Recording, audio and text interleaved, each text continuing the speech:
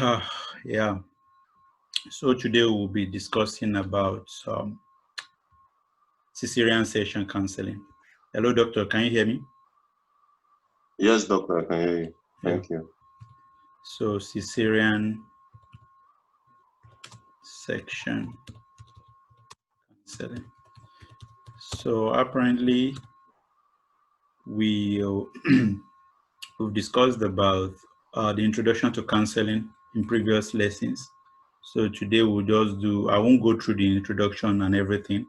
We should all remember for our counseling, we use an acronym called GADA. And for this, I'm not going to be doing the G part, the grit and the axe part.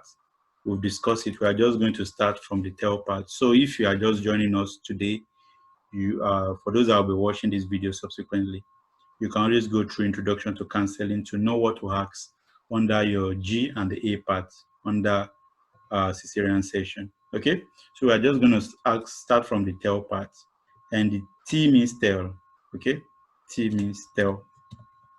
So here you want to tell everything you know about Caesarean section, starting from the definition of Caesarean section. This is very important. Please, for some of us that are just joining us, your counseling is very, very important. It takes a lot of marks and you should do it perfectly. So let's start with the definition. What is definition for Caesarean section? So you want to explain to the patient. Don't forget, once you are doing your introduction, you have to ask for the reproductive profiles of this patient. So you want to start with your definition. Definition is, Caesarean section is the delivery of the fetus and other products of conception through an incision or through an abdominal and uterine incision or opening. Incision is also the same as opening on the incision or opening. Let's just say opening after the age of viability. Some people will say after 28 weeks. Different countries have different age of viability. Yeah, I think in Nigeria is actually 28 weeks. So is delivery of the fetus another product of conception through an abdominal and uterine incision opening after the age of viability. Please take note. So thereafter, you want to explain. Yeah, you're saying something, Doctor? No question, Doc. No question, Doctor. So after this, you also want to explain the types of Caesarean section to the patient. So there are two major types of Caesarean section. We want to talk about the elective Caesarean section. So you don't have to talk much. So you just explain what is meant by elective. Elective Caesarean section is also the same as planned Caesarean section. So these are Caesarean sections that are planned before the delivery, while we also have emergency one. So the emergency one, emergency is unplanned. It's unplanned, also known as the unplanned. So these are, you want to explain to the patient that these are performed after the onset of labor or maybe as a result of complication during labor. Okay, so these are what you explain to the patient. Please take note, these are very important. So haven't you explain all this, you also need to explain to the patient the types of incision. These are also very important, and the indications for this incision. Basically, there are different types of incision, but the two major ones you should explain because of your time is the classical and the lower segment incision. Okay, so we'll talk about the types of incision. So the types of incision. So we have the classical incision, the classical types, and we also have the lower segment incision, also known as the Finestier incision. Finestier incision. This is actually the most common type. So these are the types of incision. So you also want to explain to the patient reason for the use of fenestra incision, reason for the use of classical incision, the indications for both of the incisions. Please take note, okay? Okay. Yeah. So what are the reasons why we do the fenestra incisions, which is the most common one? It talks about the indications to fenestra incisions. So indications. We want to talk about the indication. Indication to fenestra incision. Let's say also known as the lower segment incision.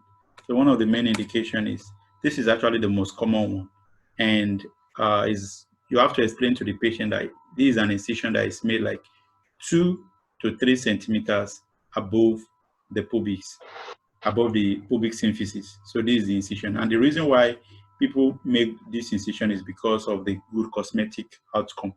So you want to talk about the good cosmetic outcome or good cosmetic results. Unlike the other type, it doesn't give a good cosmetic result, and it actually recovers. The recovery is quick. Let's say quick recovery is another thing that you should note. And apart from the recovery is the hospital stay. There's short hospital stay in respect to fenestra incisions. And another thing is there's decreased risk of hemorrhage, blood loss, decreased risk of hemorrhage. Please take note, doctors. These are the indication for lower segment incision. And there are some disadvantage also, but the basic thing is this is actually preferred because in any surgery, there's no surgery that comes without no risk. We'll discuss about that in later on. Why the indications for classical incision? Let's talk about the classical incision. Indication for classical incision include things like maybe in case of perimortem or postmortem, like if there's fetal death or the mother's life is at jeopardy, so you might want to use the fastest means. This involves just cutting from the below the xiphoid processus down on the linear alba. So you want to use this kind of incision because it's very fast. You can easily access it so quick. So fetal death. In case of fetal death, let's say perimortem, or let's say postmortem. Maybe the mother is dead and you need to save the life of the baby also. So you might want to use this kind of incision. Okay. So another indication for it is in case of maybe large fibroid that is just below the uterine, or let's say large fibroid in the lower uterine segment. So you might want to use this kind of incision. And in case of previous maybe cancer, let's say cervical cancer, also you might want to use this kind of incision, and so on and so forth. Okay. So the next thing is you want to explain to the patient indications for cesarean section in general. Here you've discussed about the classical incisions and you've discussed about the lower segment incision, why they are used. So now you want to explain the indications to cesarean section. So we have two types of indications to cesarean section. We have the absolute one and we have the relative indications. Do you understand? Please take note. So we have absolute and relative indications. Yes, For absolute indication, you definitely do cesarean section. Like there's no two way about the procedure. You definitely have to do cesarean section. So what are the examples under absolute indication? What are those things indicated for absolute? So maybe in case of, let's say, obstructed labor. So obstructed labor. So when there is failure of the progress of labor, so there's something obstructing the progress of labor. So you might want to do cesarean section. In case of contracted pelvis, contractile pelvis. Also, you may want to do cesarean section. In case of placenta previa, major placenta previa,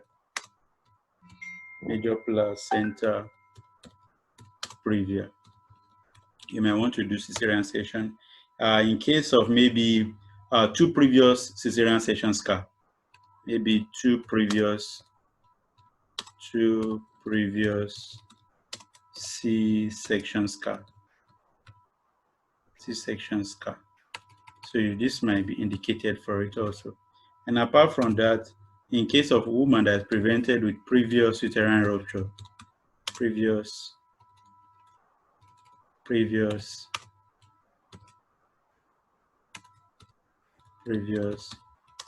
uterine rupture.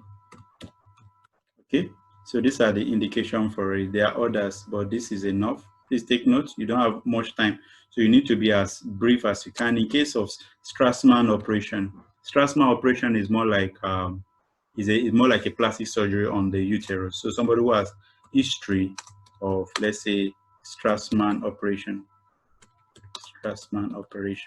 So these are absolute indication that in all these conditions, you must definitely do cesarean section.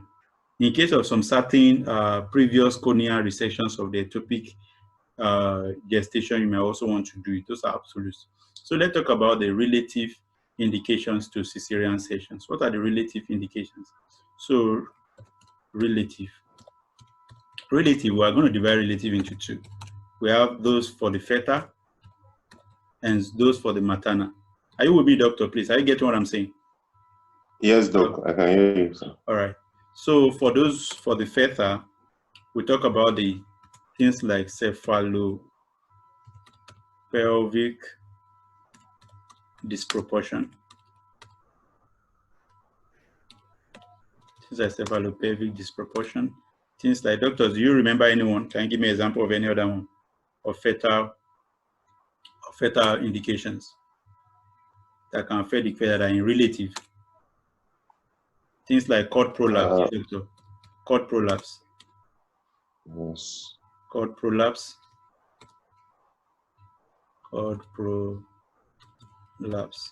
Things like maybe fetal distress. Things like maybe malpresentation also. Malpresentation or abruptio. Let's say malpresentation. Big baby also. It's possible, doctor. Macrosomia. Yeah, let's say macrosomia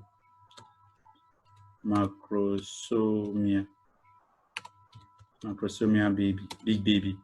Or maybe in case of the other conditions, in case of failed instrumental delivery, maybe you try delivering with forceps and you're unable, you may want to resort in doing cesarean section. These are relative. You understand? Maybe let's say failed instrumental delivery, or maybe in situation like failed induction also, when there's failed induction of labor. So these are fetal components. Failed induction. So these are fetal components. So we also have the maternal component. Things that can also happen to the mother. Doctors, please, do you remember one very common one is enclampsia. Pre-enclampsia, very, very common. Pre-enclampsia. Talk about things like pre-enclampsia or enclampsia also. Pre-enclampsia or enclampsia could be a common cause or enclampsia. Apart from that, we talk about things like previous myomectomy.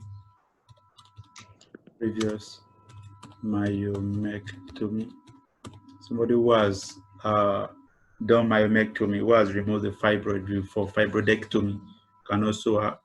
And in some certain environments, there could be social indication. Some people just don't want to push. Some women don't want to push.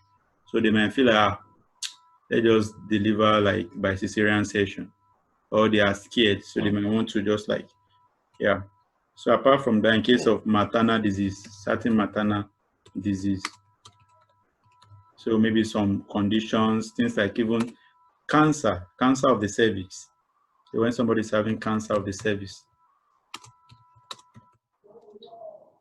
So cancer of the cervix could also be an indication to having, what's it called? Caesarean section.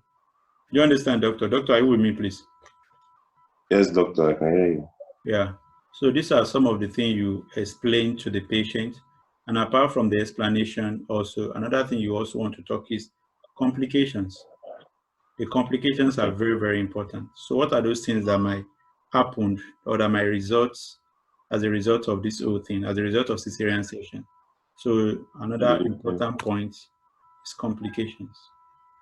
So let's talk about the complications that will probably that the patient could be subjected to. Complications of CS. So you want to talk to the patient about hemorrhage. Yeah. Hemorrhage. You're saying something, doctor? Yeah, I said hemorrhage. Yeah, it's very common. So apart from hemorrhage, what other things that you want to explain to the patient that are very common? There can Infection. be injury to internal Nearby organ. organs. Yes, injury, very good. Injury to nearby organs. So organs like the bladder can be injured. Okay. Organs like the ureter. Which other organs again, doctor, that can be injured? The bowel could be injured. Yeah. So there could be injury to adjacent organs and the rest. So what other things? Infection. Yeah, Infection. infection. There might be infection, the wound infection, where the person did the scar or all those things. UTIs also, and so on and so forth. So Yeah. infection is very common also. Don't forget about your incisional hernia. Yeah. Hernia is also a complication you want to tell the patient. There's also post-operative pyrexia, post-operative fever, Yes. post-operative pyrexia. Also, these are what you want to talk to the patient about. That they have high chances of coming after this thing, even during the surgery, and complication as a result of the anesthesia that is being used can result into Yeah. aspiration, pneumonitis, and all those things, hypotension. So uh, let's say complication from anesthesia. Anesthesia. So these are the things you want to explain to the patient. Please take note. You understand, doctor?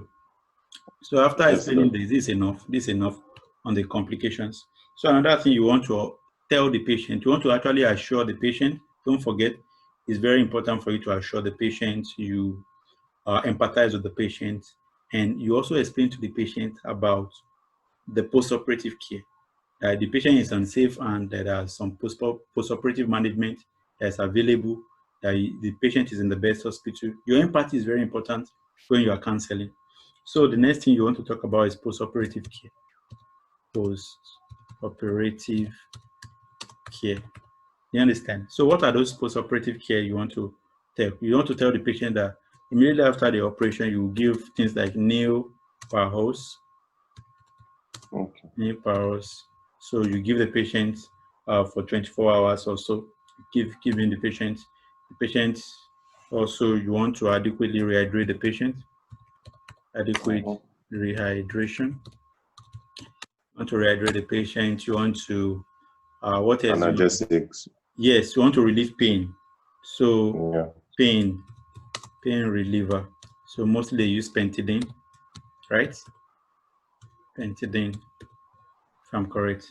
Yeah, pentidine. They give pentidine or pentidine is given to the patient just to relieve the pain. Okay, so I think 20 or 100 milligram thereabout. So apart from that, you also give things like antibiotics, right? Yes. Antibiotics is given for prophylaxis. Antibiotics prophylaxis for infections. Don't forget. And also, you want to care for the wound. Wound care. You want to do Okay. wound dressing at the site of incision. So proper dressing is done. So these are things you want to explain to the patient. And proper bed rest. proper bed rest. Okay, so these are the things you are going to explain to the patient, please. Okay, and doctors, don't forget catheterization is very important. You also tell the patient about catheterization. You want to catheterize the patient and monitor the urine output and everything. So these are the basic postoperative management you are going to do, and you must explain to the patient. So in summary, this is what in summary, you have 5 minutes for these stations. In summary, this is what you want to do. You want to ask the patient, you want to tell the patient about. You want to explain in simple way to the patient. So you start with the definition, you explain the types of Caesarean sections, the planned one, the unplanned one. The unplanned one is with the emergency one, which is done maybe as during labor or as a result of complication during labor. While the elective one is planned during the antenatal booking and everything. So you also explain the classical types of incisions, the indication for it, the indication for lower segment incisions.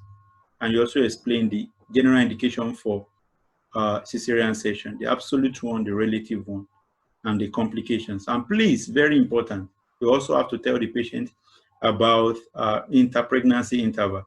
So you want to tell the patient at the end of the whole day, of the whole thing, that the patient, please, the patient shouldn't, what's it called?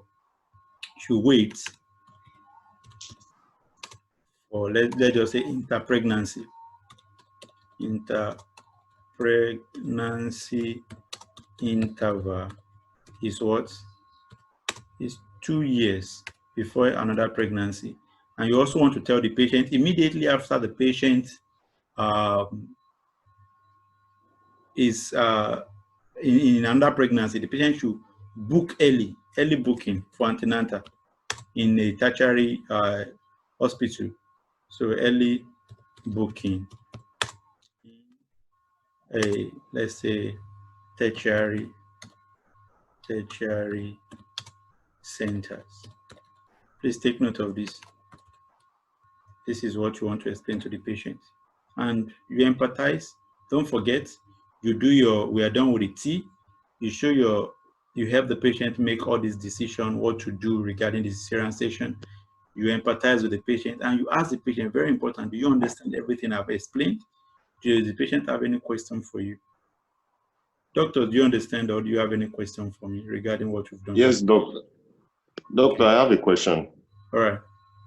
In the exam, is it like they will give us a particular indication peculiar to a patient? Maybe give us an indication like placenta previa.